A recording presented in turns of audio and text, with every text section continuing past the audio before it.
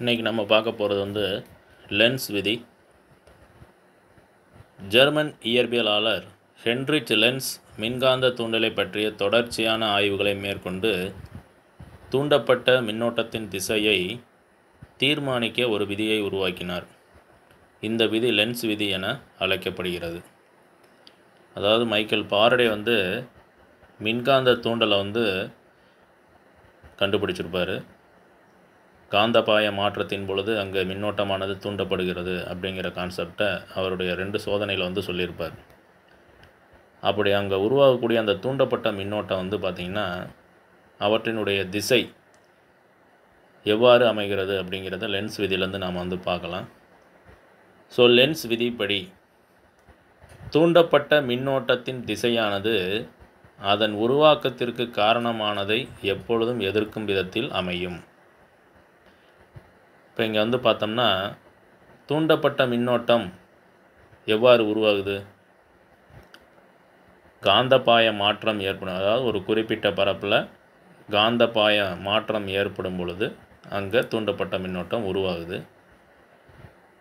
Lens விதிப்படி அவர் என்ன சொல்கிறார் அப்படின்னா, அந்த தூண்டப்பட்ட மின்னோட்டமானது உருவாவதற்கு காரணம் யார்? காந்தப்பாய மாற்றம். ஸோ அந்த காந்தப்பாய மாற்றத்தை எதிர்க்கும் வகையில் அமையும். ஸோ லென்ஸ் விதியின்படி தூண்டப்பட்ட மின்னோட்டத்தின் திசையானது அதன் உருவாக்கத்திற்கு காரணமானதை எப்பொழுதும் எதிர்க்கும் விதத்தில் அமையும். ஒரு கம்பிச்சுருளோடு தொடர்புடைய காந்தப்பாயம் மாறும்போதெல்லாம் சுற்றில் மின்னோட்டம் தூண்டப்படுகிறது என்பதை ஃபாரடே கண்டுபிடித்தார். இந்த பாய மாற்ற காரணமாகவும் தூண்டப்பட்ட மின்னோட்டம் விளைவாகவும் உள்ளன.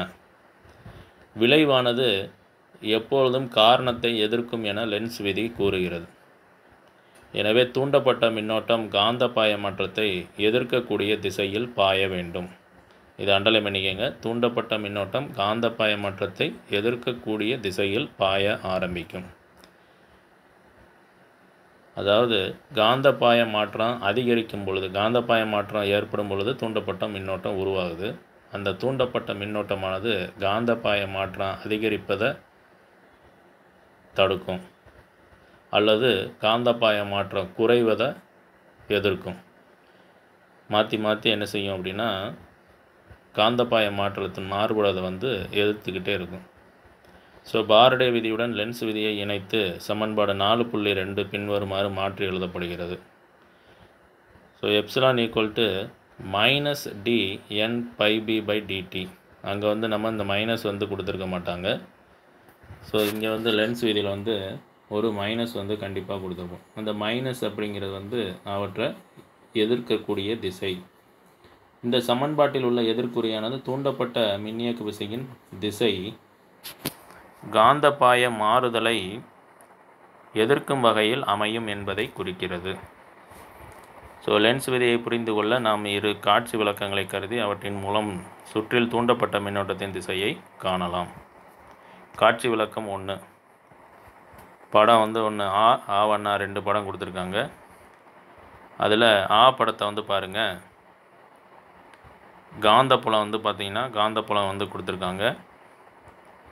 அதாவது இந்த கிராஸாக கொடுத்துருக்காங்க பார்த்தீங்களா, அதுதான் காந்தப்புலம். இன்ட்டு மார்க்கில் கொடுத்தது காந்தப்புலம்.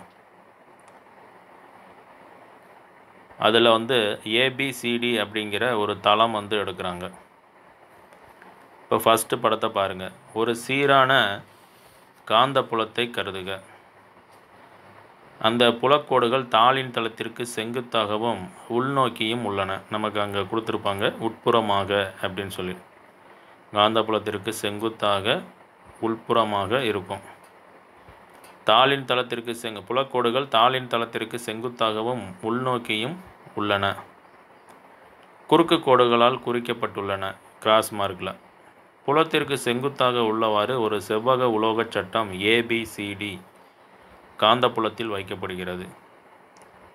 ஏபி என்ற புயம், அதாவது கம்பித்துண்டு, ஏபி அப்படிங்கிற புயம், அந்த சைடில் இருக்கக்கூடிய கம்பித்துண்டு வலது அல்லது இடதுபுறமாக நகரும் வகையில் அமைக்கப்பட்டுள்ளது. அதாவது சிடி கான்ஸ்டண்ட்டாக இருக்கும், அது நகராது. ஆனால் அந்த ஏபி அப்படிங்கிற பகுதி, ஏபி அப்படிங்கிறது இங்கே இருக்கக்கூடிய பகுதி. இந்த கம்பி வந்து என்ன செய்யும் அப்படின்னா இடதுபுறம் அல்லது வலதுபுறமாக நகரக்கூடிய வகையில் இருக்கும். இடதுபுறம் நகர்ந்துச்சு அப்படின்னா தாளின் பரப்பு வந்து குறையும். அப்போ அங்கே காந்தப்பாயம் வந்து குறைவதற்கு வாய்ப்பு இருக்குது. ஏபி வந்து வலது பக்கம் மூவ் ஆச்சு அப்படின்னா தாளின் பரப்பு அதிகரிக்கும். அப்போ அங்கே செல்லக்கூடிய காந்தப்பாயம் வந்து அதிகமாகும். அப்போ அங்கே வந்து காந்தப்பாய மாற்றம் வந்து உருவாகும். அப்போ அந்த சுற்றில் வந்து மின்னோட்டம் தோன்றும். இந்த மின்னோட்டமானது என்ன செய்யும்? காந்தப்பாயம் அதிகரிப்பது மற்றும் குறைவதை வந்து எதிர்க்கும். புயம் ஏபி நமக்கு வலதுபுறமாக நகர்ந்தால் ஏபிசிடி சட்டத்தின் வழியே பாயும் புலக்கோடுகளின் எண்ணிக்கை அதிகரிக்கிறது. ஏன்னா பரப்பு வந்து அதிகமாகும். ஏபி வந்து வலது பக்கம் அதிகமாச்சு அப்படின்னா நமக்கு கிடைக்கக்கூடிய அந்த பரப்பு ஆனது ஏபிசிடி அப்படிங்கிற பரப்பினுடைய அளவு வந்து அதிகரிக்கும். அப்போ அதன் வழியே செல்லக்கூடிய காந்தப்பாய பொருட்களினுடைய காந்த விசைக்கோடுகளினுடைய எண்ணிக்கை வந்து அதிகமாகும். அப்போ காந்தப்பாயமும் அதிகரிக்கும். அதனால் ஒரு மின்னோட்டம் தூண்டப்படுகிறது. காந்தப்பாய மாற்றம் ஏற்பட்டுச்சுனாவே மின்காந்த தூண்டல் விதிப்படி என்ன உருவாகும்? தூண்டப்பட்ட மின்னோட்டம் அந்த சுற்றில் பாயும். லென்ஸ் விதியில் கூறியபடி தூண்டப்பட்ட மின்னோட்டம் பாய அதிகரிப்பை எதிர்க்கிறது. காந்த பாயத்தை குறைக்கும் வகையில் வெளிப்புறம் நோக்கிய திசையில் மற்றொரு காந்தப்புலத்தை உருவாக்குகிறது. அது தற்போது உள்ள காந்தப்புலத்திற்கு எதிர் திசையில் அமையும். இவ்வாறு தூண்டப்பட்ட காந்தப்புலக் கோடுகள்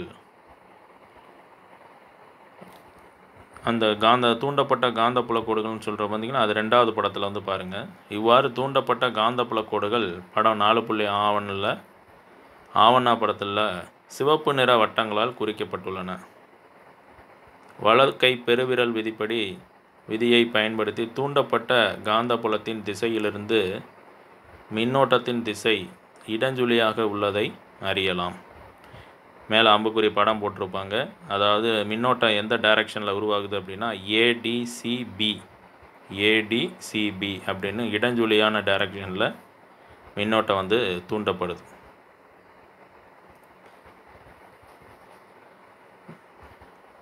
புயம் ஏபி இடப்புறமாக நகர்ந்தால் காந்தப்பாயம் குறைகிறது. 3வது படத்தை பாருங்கள். ஏபி வந்து இடப்புறமாக நகர்த்திக்காங்க. 2வது படத்தில் ஏபி வந்து வலப்புறமாக நகர்த்திக்காங்க. 3வது படத்தில் ஏபி இடப்புறமாக நகர்த்துறாங்க. இடப்புறமாக நகர்த்தும் பொழுது அங்கே பரப்பு ஏபிசிடியினுடைய பரப்பு குறைகிறது.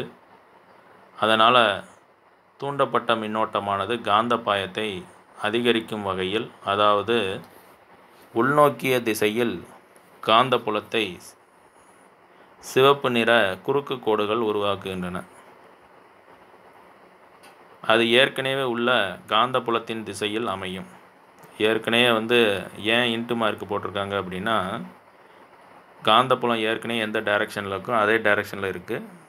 ஆனால் நமக்கு தெரியணுங்கிறதுக்காக ரெட் கலர் கிராஸ் மார்க்கில் கொடுத்துருக்காங்க. நமக்கு மேலே இருக்கிற படத்தில் வந்து பார்த்தீங்க அப்படின்னா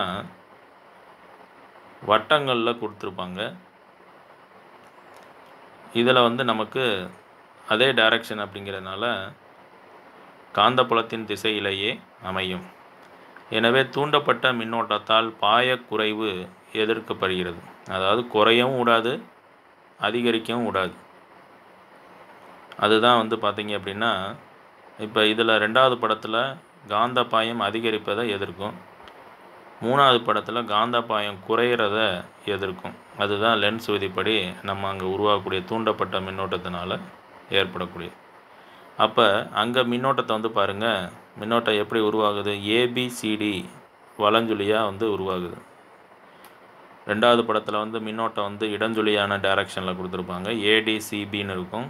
ஆனால் 3வது படத்தில் வந்து பார்த்திங்க அப்படின்னா மின்னோட்டமானது வலஞ்சுழியான டைரக்ஷனில் இருக்கும், ஏபிசிடி அப்படிங்கிற டைரக்ஷனில் பாயும். ஸோ லென்ஸ் விதிப்படி நம்ம வந்து என்ன தெரிஞ்சுக்கிறோம் அப்படின்னா தூண்டப்பட்ட காந்தப்பாய மாற்றம் ஏற்படும் பொழுது அங்கே தூண்டப்பட்ட மின்னோட்டம் உருவாகிறது. சுற்றில் பாயக்கூடிய மின்னோட்டம் காந்தப்பாய மாற்றத்தை லென்ஸ் விதிப்படி காந்தப்பாய மாற்றத்தை அதிகரிக்கவோ அல்லது குறையவோ விடுவதில்லை. அதற்கு மாறாக அவற்றை எதிர்த்து கொண்டே இருக்கும். அதிகரிக்கிற மாதிரி இருந்தால் அதிகரிப்பதை எதிர்க்கும், குறையிற மாதிரி இருந்துச்சுன்னா குறையிறதை எதிர்க்கும். அதுதான் வந்து லென்ஸ் விதியிலேருந்து நாம் வந்து தெரிஞ்சுக்கிறது. அடுத்து வந்து பார்த்திங்க அப்படின்னா காட்சி விளக்கம் 2 வடமுனை வரிச்சுருளை நோக்கி இருக்குமாறு. இங்கே ஒரு படம் கொடுத்துருக்காங்க. இதுதான் 2வது காட்சி விளக்கம். இதில் ஒரு வரிச்சுருள் வந்து கொடுத்துருக்காங்க. இந்த வரிச்சுருளை வந்து கால்னாமீட்டரோடு இணைச்சிருக்காங்க. அதுக்கு பக்கத்தில் வந்து என்ன வச்சுருக்காங்க, ஒரு மேக்னெட் வந்து வச்சுருக்காங்க. ஆனால் அந்த மேக்னெட் வந்து நிலையாக ஒரு இடத்துல பொசிஷன் பண்ணி வச்சுருக்காங்க. இயக்கம் இல்லை, மேக்னெட்டு எந்தவித மூவ்மெண்ட்டும் இல்லை. நம்ம ஏற்கனவே மின்காந்த தூண்டல் விதியில் பார்த்துருக்கோம். மேக்னெட்டானது ஒன்று இடப்புறமாகவோ அல்லது வலப்புறமாகவோ நகர்ந்தால் மட்டும்தான் கம்பிச்சுருளில் தூண்டப்பட்ட மின்னோட்டம் பாயும். நிலையாக இருந்தால் என்ன செய்யாது, கால்னாமீட்டரில் விலகல் எதுவும் ஏற்படாது. முதல் படத்தில் அதுதான், இயக்கம் இல்லை. 2வது படத்தில் வந்து பாருங்கள், சுருள் மற்றும் காந்த இடையே எதிர்ப்பு. இப்போ வரிச்சுருள் வந்து ஒரு காந்த மாதிரி, சட்டகாந்த மாதிரி செயல்படுது. அதில் NS அப்படின்னு சொல்லி கொடுத்துருக்காங்க. அது வழியாக கரண்ட் வந்து ஃப்ளோ ஆகுது, I. பக்கத்தில் நம்ம ஒரு சட்டகாந்தத்தை கொண்டு போகிறோம், வடமுனையை கொண்டு போகிறோம். ஸோ வடமுனையை கொண்டு போகும் பொழுது ரெண்டுக்கும் இடையில் வந்து விலக்கு விசை வந்து ஏற்படும். இதுவும் நார்த் போல், இதுவும் நார்த் போல். ஸோ ரெண்டுக்கும் இடையில் விலக்கு விசை ஏற்படும். அதனால் காந்தங்களுக்கு இடையே எதிர்ப்பு உருவாகுது. அப்போ கால்னாமீட்டரில் விலகல் வந்து வலதுபுறமாக செயல்படுகிறது. அடுத்த படம் 3வது படத்தை பாருங்கள். வரிச்சுருளில் நார்த் போல் சவுத் போல்களை வந்து மாற்றி வைக்கிறாங்க. ஸோ மாற்றி வைக்கிறப்ப வரிச்சுருளுக்கும் காந்தத்துக்கும் இடையில் ஒரு கவர்ச்சி விசை உருவாகுது. இங்கே வந்து தென்முனை, அந்த பக்கம் வடமுனை, இரு வெவ்வேறு துருவங்களுக்கு இடையில் வந்து ஈர்ப்பு விசை உருவாகும். அந்த ஈர்ப்பு விசையினால் நமக்கு கால்னாமீட்டர் விலகல் வந்து பார்த்திங்க அப்படின்னா இடதுபுறமாக உருவாகும். ஸோ இந்த காட்சி விளக்கம் 2ல் வடமுனை வரிச்சுருளை நோக்கி இருக்குமாறு ஒரு சட்டகாந்தத்தை வரிச்சுருளை நோக்கி நகர்த்துவோம். இந்த இயக்கம் கம்பிச்சுருளின் காந்தப்பாயத்தை அதிகரிக்கிறது. கம்பிச்சுருளுக்குள்ளே பார்த்திங்கன்னா காந்த விசை கோடுகள் உள்ளே போகிற மாதிரி படம் கொடுத்துருப்பாங்க முதல் படத்தில். அதனால் ஒரு மின்னோட்டம் தூண்டப்படுகிறது. தூண்டப்பட்ட மின்னோட்டம் பாய்வதால் வரிச்சுருள் அதன் இரு முனைகளிலும் காந்த முனைகளை கொண்டுள்ள காந்த இருமுனையாக மாறுகிறது. அதுதான் வந்து நார்த் போல் சவுத் போலாக மாறுது. இந்த நேர்வில் தூண்டப்பட்ட மின்னோட்டத்தை உருவாக்கும் காரணி காந்தத்தின் இயக்கமாகும். லென்ஸ் விதிப்படி தூண்டப்பட்ட மின்னோட்டம் கம்பிச்சுருளை நோக்கிய வடமுனையின் இயக்கத்தை எதிர்க்கும் விதத்தில் பாய வேண்டும். காந்தத்திற்கு அருகில் உள்ள வரிச்சுருளின் முனை வடமுனையாக அமைந்தால் இது சாத்தியமாகும். பிறகு அது சட்டகாந்தத்தின் வடமுனையை விரட்டும், அதாவது காந்தத்தின் இயக்கத்தை எதிர்க்கும். காந்தத்தை பக்கத்தில் வரக்கூடாது. வரிச்சுருளின் காந்த முனைகளை அறிந்ததும் தூண்டப்பட்ட மின்னோட்டத்தின் திசையை வலக்கை பெருவிரல் விதியின் மூலம் அறியலாம். வலக்கை பெருவிரல் விதிப்படி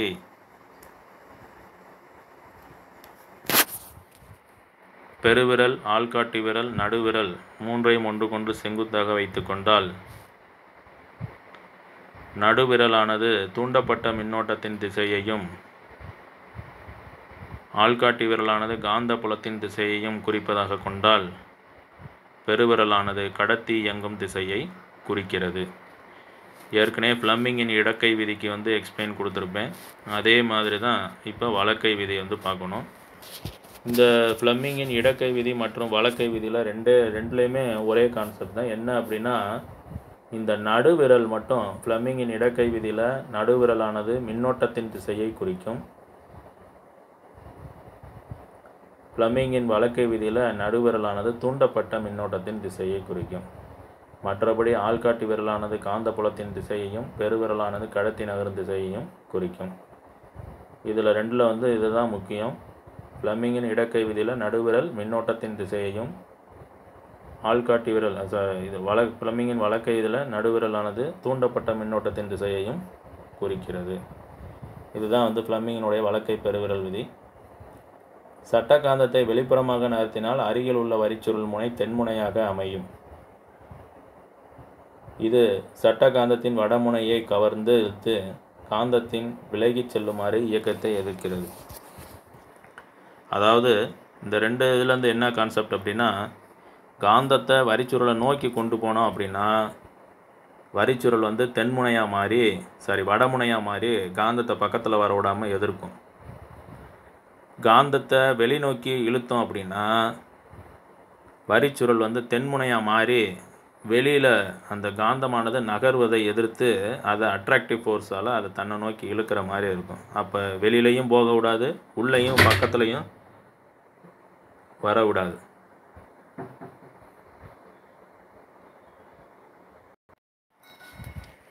இதுதான் வந்து லென்ஸ் விதிலேருந்து நாம் வந்து இந்த ரெண்டாவது காட்சி விளக்கத்தில் பார்க்குறோம். ரெண்டாவது காட்சி விளக்கத்தை பொறுத்த வரைக்கும் அதுதான், காந்தத்தை வந்து வரிச்சுருளை நோக்கி கொண்டு வந்தோம் அப்படின்னா ரெண்டுமே வடமுனையாக மாறி காந்தத்தை பக்கத்தில் வர விடாமல் எதிர்க்கும். வெளிநோக்கி காந்தத்தை கொண்டு போனோம் அப்படின்னா வரிச்சுருளில் வந்து தென்முனையாக மாறி காந்தத்தை வெளியில் போக விடாமல் தன்னை நோக்கி அட்ராக்ட் பண்ணும். இதுதான் வந்து லென்ஸ் விதி. இதுக்கு காரணம் வந்து பார்த்திங்கன்னா அந்த தூண்டப்பட்ட மின்னோட்டம் தான். காந்தப்பாய மாற்றத்தினால் உருவாகக்கூடிய அந்த தூண்டப்பட்ட மின்னோட்டமானது காந்தப்பாய மாற்றம் அதிகரிக்கவும் விடாது, குறையவும் விடாது. இதுதான் வந்து லென்ஸ் விதியிலேருந்து நாம் தெரிஞ்சுக்கக்கூடிய கருத்து. தேங்க்யூ.